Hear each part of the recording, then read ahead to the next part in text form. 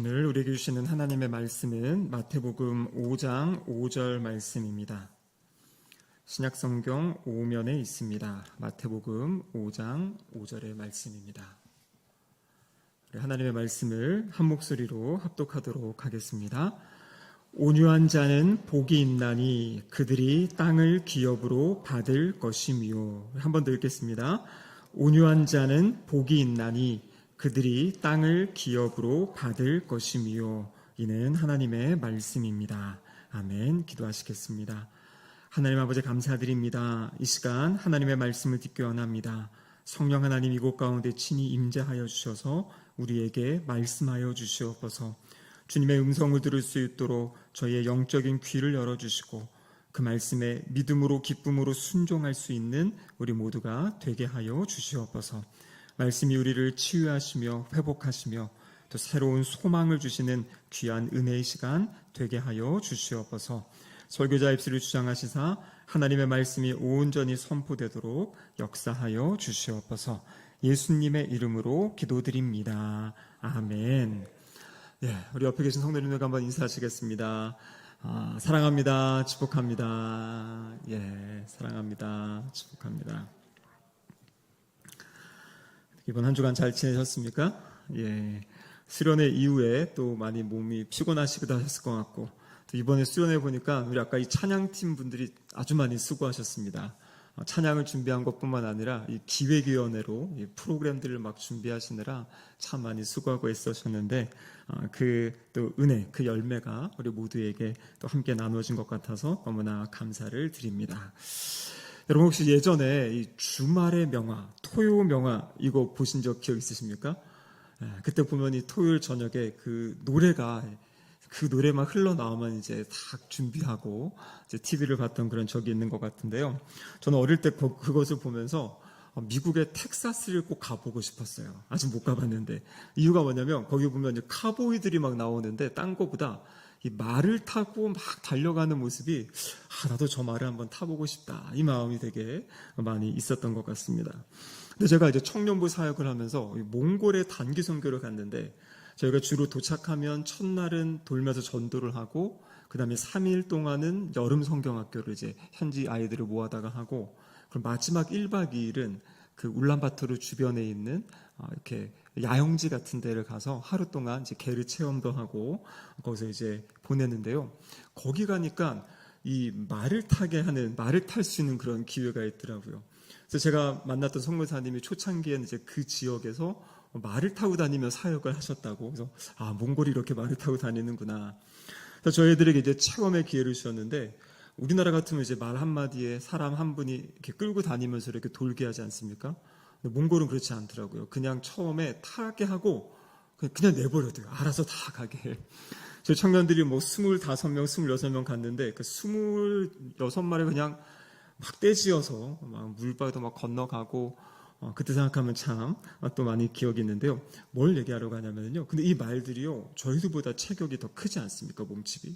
그런데 이 고삐를 어떻게 당기는가에 따라서 그 고삐에 따라 움직이는 거예요. 이 오른쪽으로 당기면 오른쪽으로 가고 왼쪽으로 하면 왼쪽으로 하고 두 개를 당기면 멈춰서고 그리고 뭐 추추 이러면서 이제 엉덩이를 때려주면 또 빨리 달리기도 하고. 그러니까 말들이 이게 뭐냐면 길들여진 거죠. 사람에게 길들여져 가지고 이 말들이 안전하기 때문에 누군가 잡지 않고도 그냥 처음 타보는 사람도 탈 수 있을 정도로 그렇게 이 말들이 길들여진 상태입니다. 그런데 오늘 우리의 본문의 제목이 이제 온유한 자의 복이라고 이야기하죠. 이 온유하다라는 이 단어에 이 고전 헬라어에는 어떤 의미가 있냐면 바로 이러한 말이나 어떤 짐승이 길들여진 상태, 그 상태가 바로 온유한 상태다라고 이야기를 합니다. 그래서 우리가 온유한 사람이다 하면 때로는 힘이 없고 그냥 순진한 사람, 싫은 말 한마디 못하고 그냥 손해보고 가만히 있는 사람을 온유하다 이렇게 이제 생각할 수도 있는데요. 성경에서 말하는 온유함은 그러한 온유함과는 다른 온유함입니다. 오늘 본문에 보니까요. 온유한 자는 복이 있나니 그들이 땅을 기업으로 받을 것이며 이렇게 되어 있는데요. 많은 성경학자들이 이 말씀은 예수님께서 시편 37편의 말씀, 특별히 시편 37편 11절의 말씀을 인용하신 것이다 이렇게 말씀하시는 거예요. 자, 시편 37편 11절에 보면 이런 말씀이 있습니다. 같이 한번 읽어보겠습니다. 그러나 온유한 자들은 땅을 차지하며 풍성한 화평으로 즐거워하리로다. 그래서 오늘 집에 가셔서 시편 37편을 읽어보시면 이 시편 37편에 온유한 사람이 어떠한 사람인지 온유한 사람의 모습에 대해서 나열하고 있습니다. 시편 37편에 보면요 1절에 이렇게 이야기합니다. 악인이 잘 되어도 불평하지 않는 사람. 3절에 보면요 여호와를 의뢰하고 선을 행하는 사람. 5절에 보면 자신의 길을 여호와께 맡기는 사람. 7절은요 여호와 앞에 잠잠하고 참고 기다리는 사람. 그리고 8절에 보면 분을 그치고 노를 버리는 사람. 그래서 시편 37편에 보면 온유한 사람이 어떠한 사람인지를 기록하고 있어요. 그래서 그들에게 주시는 약속이 땅을 기업으로 주실 것이다. 여러분 그렇기 때문에 이 온유하다라는 것은 성격이 약해서 그냥 아무것도 안 하고 못하고 있는 상태가 아니라 내 손으로 내 힘으로 밀어붙일 수 있고 무엇인가 할 수 있는데 그 모든 것을 하나님께 맡기는 하나님의 손에 내어 맡기는 믿음이 있는 사람이 바로 온유한 사람이다라는 것입니다.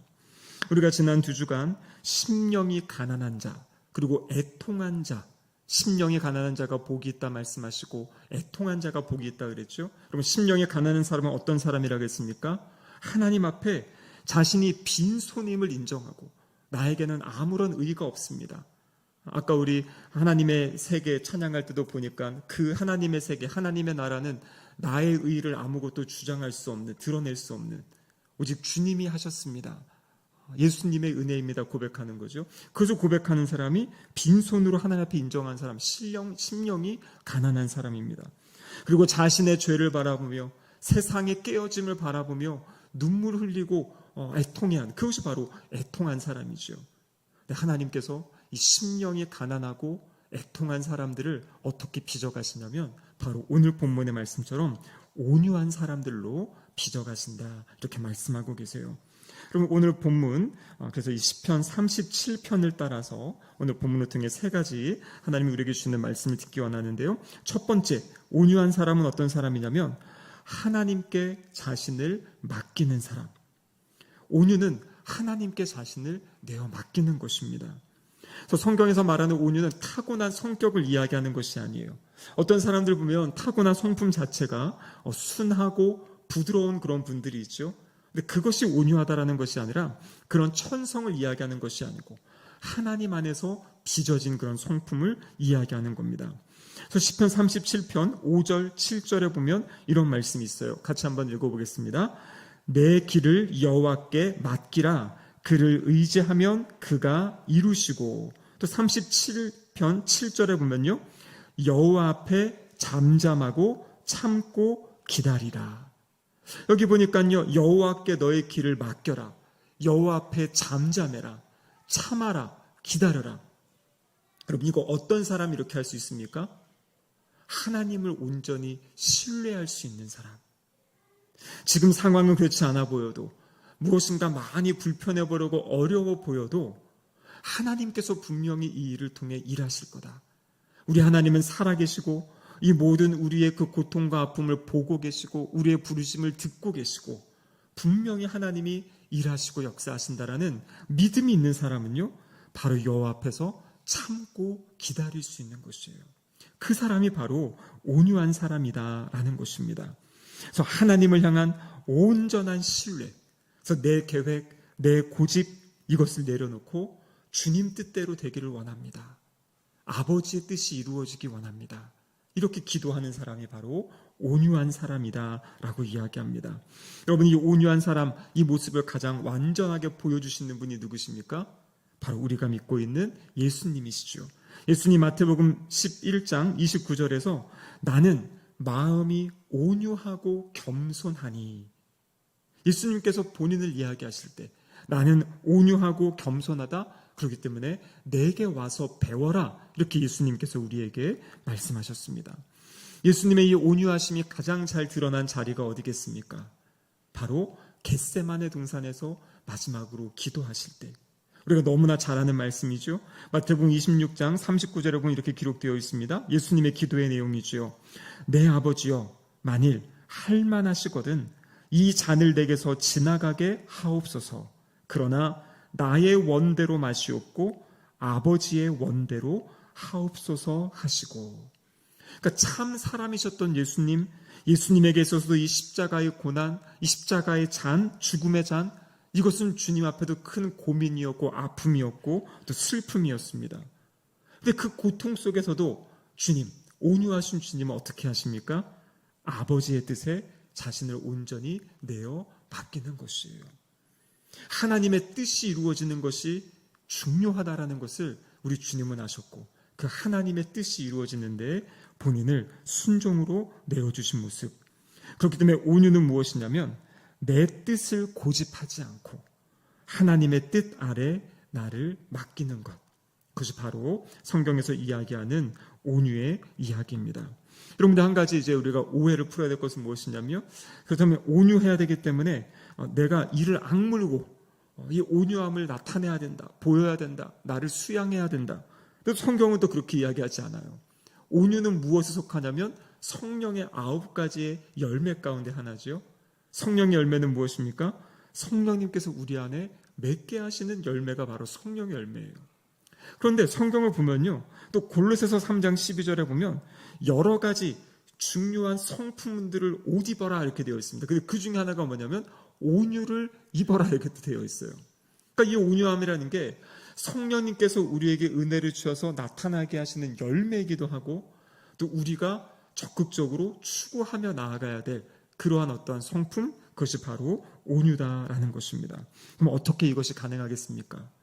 성령님을 의지해서 내 분노와 고집을 날마다 내려놓을 때, 그때 성령님께서 우리 안에 이 온유의 열매를 맺게 해주신다라는 것이에요.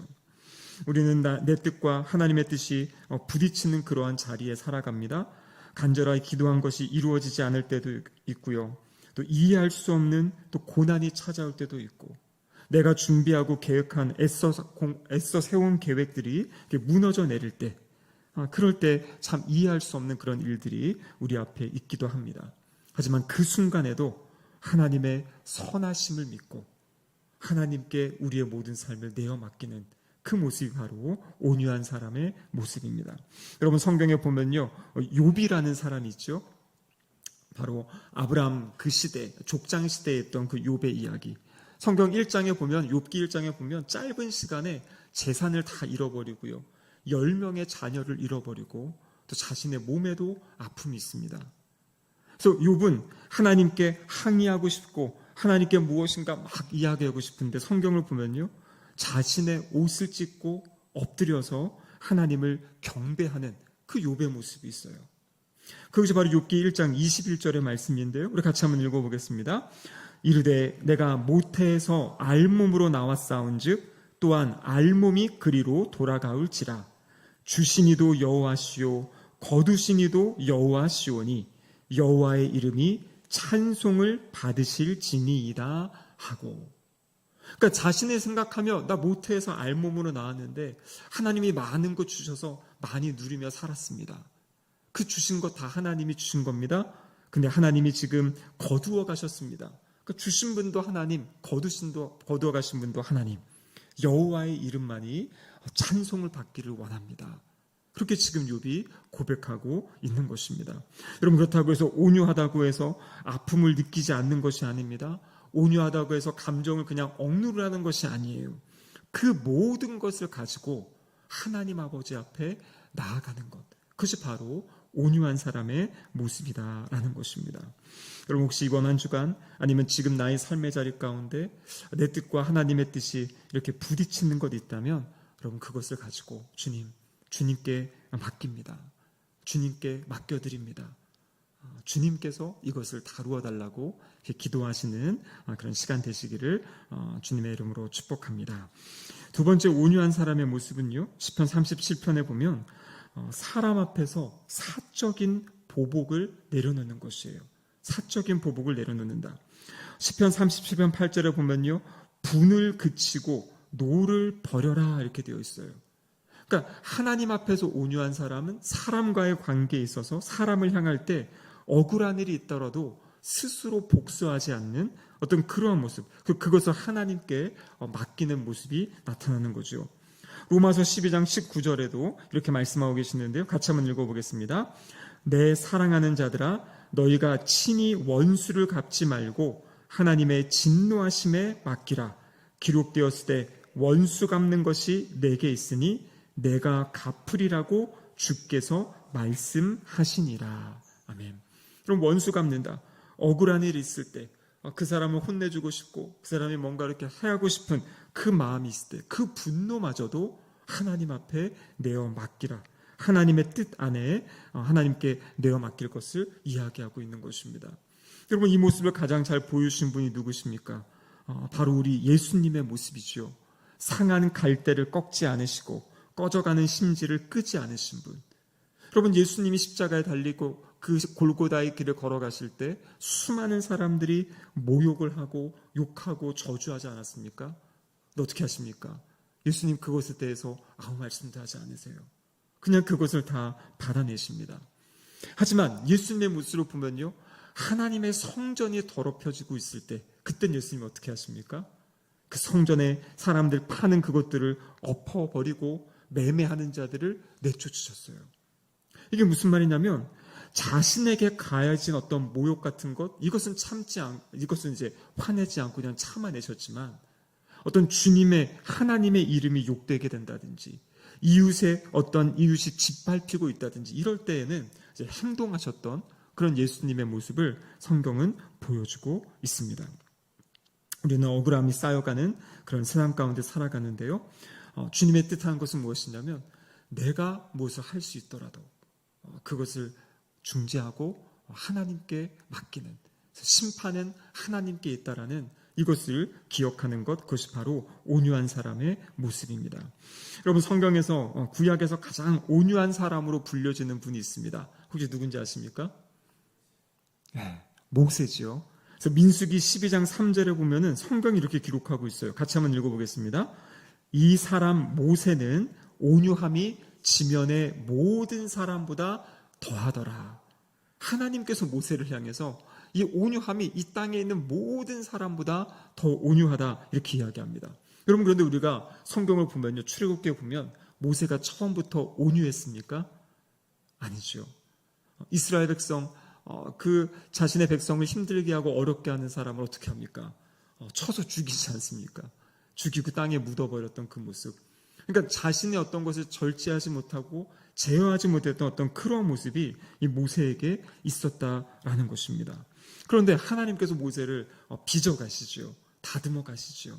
그래서 40년 동안 왕궁에 살던 모세가 40년 동안 광야에서 목자로서 이 양을 치며 어떤 살아가는 그러한 삶을 살고요. 그리고 나머지 또 40년 하나님이 맡기신 귀한 사명을 감당하며 살아가는 어떤 그런 모습을 보여주고 있습니다. 근데 이 민수기 12장 3절에 모세가 온유하다라는 것을 이야기할 때 그 1절과 2절 바로 앞에 어떤 내용이 있던 거냐면요, 모세의 형인 아론과 모세의 누나인 미리암이 모세가 어떤 것을 잘못한 것을 보고서 비방하는 장면이 있어요. 그러면서 모세의 리더십에 이렇게 도전하는, 너만 하나님의 음성을 듣냐, 우리도 하나님의 음성을 듣는다 이러면서 이제 모세의 리더십에 도전했던 그러한 장면이 있습니다. 성경을 보면은요, 모세는 그때 아무 말도 안 하고요, 오히려 하나님이 나타나셔가지고 하나님이 아론과 미리암에게 이야기하십니다. 내가 많은 사람에게 이야기하고 많은 사람과 소통하지만 모세는 내가 직접 대면하여서 내가 이야기하는 특별한 사람이다. 하나님께서 하나님과의 모세의 특별한 관계를 이야기하시면서 모세의 어떤 리더십, 권위를 세워주는 그러한 장면이 나옵니다. 그리고 이 모세를 비방했던 미리암이 어떻게 됩니까? 미리암의 몸에 나병이 생기게 돼요. 근데 그때 바로 모세가 하나님께 미리암을 위해 기도하게 됩니다. 하나님이여 원하건대 그를 고쳐 주옵소서. 그러니까 모세의 모습은 지금 자신을 비방하고 자신에게 맡겨진 지도력에 도전하고 있는 사람인데요, 그 사람이 아파하고 힘들어할 때 그 사람을 위해 기도하는 모습. 그러니까 나를 해하고 나를 힘들게 하고 나를 어렵게 했던 그 사람, 성경에 보면 그런 사람을 원수라고 그러죠. 뭐라고 이야기합니까? 원수를 사랑해라. 원수를 위해 기도해라. 그래서 원수를 사랑할 수 있고 기도하는 이 모습이 바로 온유한 사람의 모습이다라고 이야기하고 계시는 거예요. 이 온유한 사람은 자기 개인적으로 어떤 사람을 보복하지 않는 그러한 모습이 온유한 사람의 모습입니다. 마지막 세 번째로는요, 온유한 자에게 주어진 약속이 있습니다. 오늘 본문에 뭐라고 되어 있습니까? 온유한 자는 복이 있나니 그들이 땅을 기업으로 받을 것이며. 여러분, 땅을 주신다. 참 좋은 말씀이죠. 근데 성경에 보면 이 땅, 아브라함을 처음 부르시고 하신 말씀도 뭐냐면 땅을 주시겠다 그랬잖아요. 내가 지시할 땅, 그 땅으로 가라. 그리고 아브라함이 가나안 땅에 갔을 때 동서남북을 보게 하시면서 이 땅을 너의 후손에게 주겠다. 애굽에 있던 이스라엘 백성들을 구원해 내신 다음에 그들의 목적지가 어디였습니까? 아브라함에게 약속하셨던 그 가나안 땅으로 가는 게 그들의 목적지였잖아요. 그래서 성경에 보면 하나님께서 땅을 주시겠다. 근데 이 땅은 결국에 무엇이냐면 땅은 기업이에요. 땅이 있다라는 것, 여러분 이들이 40년 동안 광야에서 방황하고 살았는데 가나안 땅에 들어간다. 그 땅에 정착한다. 이건 다른 말로 이야기하면 그들에게 평화를 주시고 안식을 주시겠다라는 그러한 약속이에요. 그래서 하나님께서 이 땅을 주신다는 것은 다른 부분에서 보면 이제 기업을 주신다는 거죠. 하나님께서 약속하신, 하나님의 자녀들에게 약속하신 그 기업을 주신다. 그럼 그렇다면 오늘날 시대, 오늘날의 이 땅은 무엇을 이야기하겠습니까? 오늘날 이 땅은 무엇이냐면요, 이제 앞으로 주님 예수님과의 관계 가운데 보게 되면요, 바로 새 하늘과 새 땅, 하나님이 우리에게 약속하신 하나님의 나라, 그 하나님의 나라가 바로 여기서 말하는 땅을 너희에게 주겠다라는 것이에요. 아까 우리 찬양했던 이 하늘 소망이라는 찬양, 이번에 수련회 때 우리 학생부와 우리 청년들이 이 찬양을 준비했는데, 이 찬양이 제가 청년 때 되게 많이 은혜 받고 많이 불렀던 찬양인데, 저희 아이들이 이 찬양을 막 준비하겠다고 이제 막 연습하는 거 들으면서 저도 다시 요즘에 이 찬양을 듣다가 참 이 찬양 가사가 이 마음에 많이 와닿더라고요. 인생에 살아오면 정말 소중했던 만남들, 귀했던 만남들이 있는데 다시 만나고 싶고 보고 싶은데 만날 수 없는 사람들도 있죠. 근데 이 찬양의 가사에 보면 주님 그 나라에, 그 나라에서 다시 아름다운 영적인 어떤 재회, 만남, 이런 것들을 이제 소망하는, 그래서 이 땅을 살지만, 이 땅에 살지만 그 하나님의 나라를 소망하며 꿈꾸며 살아가는 어떤 그런 모습들, 그것을 지금 이야기하고 있고요. 또 이 땅이라는 것은 결국에 하나님의 나라이기 때문에 이 땅을 살아갈 때에도 우리가 하나님의 나라를 누리며 경험하며 살아갈 수 있다라는 것을 이야기하고 계신 겁니다. 여러분, 하나님을 알고 산다, 하나님을 믿고 산다, 이것이 우리에게 주신 최고의 복이고 행복이라는 것이에요. 세상에 있는 다른 것이 아무것도 없더라도 내가 하나님을 알고 예수님을 알고 그리고 내가 거듭나서 하나님의 자녀가 되었다. 여러분, 이것은 이 땅의 어떠한 노력으로도 얻을 수 없는 하나님이 우리에게 선물로 주신 것을 이미 우리가 받았다라는 것이에요. 그래서 언제 이 땅의 삶이 마감되더라도, 언제 이 땅의 삶이 끝나더라도 우리는 하나님의 나라, 천국에서 영원히 살아가는 존재들이고요. 또 천국 가기 전에도 이 땅에서도 우리를 붙잡아 주시고 우리에게 힘 주시고 능력 주시고 말씀해 주시고 또 우리를 인도해 주시는 그 하나님과 동행하며 살아가는 그 은혜, 그것이 바로 여기서 이야기하는 하나님의 나라 땅에 대한 그 말씀입니다. 말씀을 마무리하도록 하겠습니다. 온유한 사람은요, 하나님의 신실하심을 믿고 하나님께 모든 것을 내어 맡기는 것입니다. 내 뜻이 아니라 하나님의 뜻이 나의 삶에 이루어지기를 소망하는 사람이 온유한 사람이에요. 그렇기 때문에 사적으로 어떤 사람들 앞에 보복하는 것을 내려놓고 오히려 나를 힘들게 했고 아프게 했던 그 사람을 위해 기도할 수 있는 사람, 기도하는 사람, 그 사람이 바로 온유한 사람이고요. 그 온유한 사람, 주님께서 약속하신 하나님의 나라 천국을 죽음 이후에는 온전히 누리고 또 이 땅에서도 경험하며 살아가는 삶. 그러니까 결국에는 하나님이 내가 너의 삶을 다스려 주겠다. 내가 너의 삶을 통치해 주겠다. 나를 의지하고 믿고 따라와라. 이렇게 말씀하시는 그 복을 가진 사람이 바로 온유한 사람인 줄로 믿습니다. 여기 계신 모든 분들이 바로 성령이 맺게 하신 이 온유함의 열매를 맺으셔서 날마다 하나님이 주시는 이 복, 이 행복한 삶 살아가시기를 주님의 이름으로 축복합니다. 아멘. 기도하시겠습니다. 하나님 아버지 감사드립니다.